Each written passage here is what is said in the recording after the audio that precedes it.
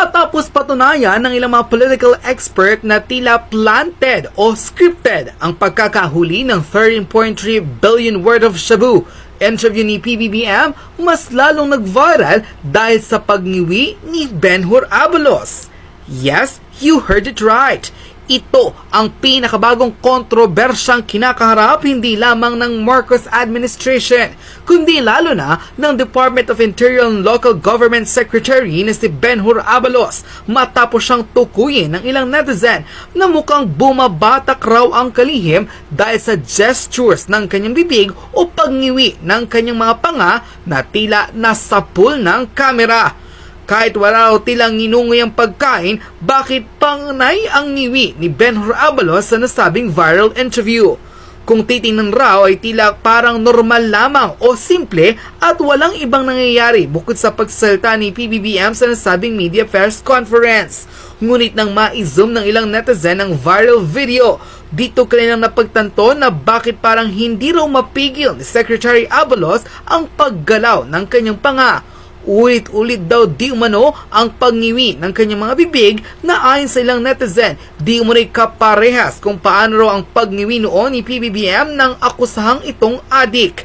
Ayon pa sa ilang mga netizen, Presidente Bangag, DILG Bangag, PNP Chief Bangag, walang maniniwala sa ginagawa niyong pelikula mga gunggong. Ano ang akala niyo sa taong bayan? Walang utak? Saan kaya nila kinuha yung shabu?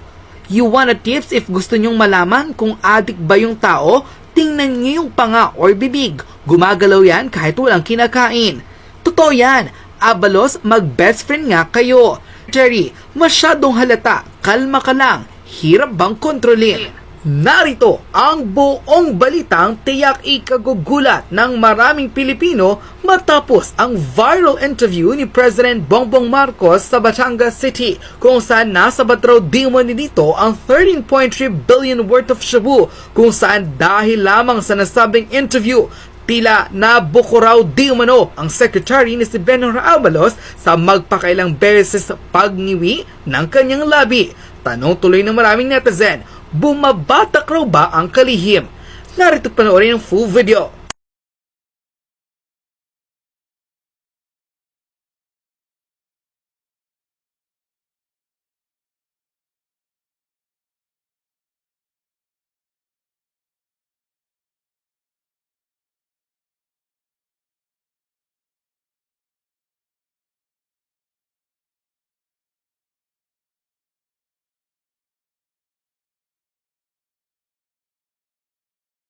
President Ferdinand Bongbong Marcos Jr. visits Barangay Pinacruz. President Ferdinand Bongbong Marcos Jr. visits Barangay Pinacruz. President Ferdinand Bongbong Marcos Jr. visits Barangay Pinacruz.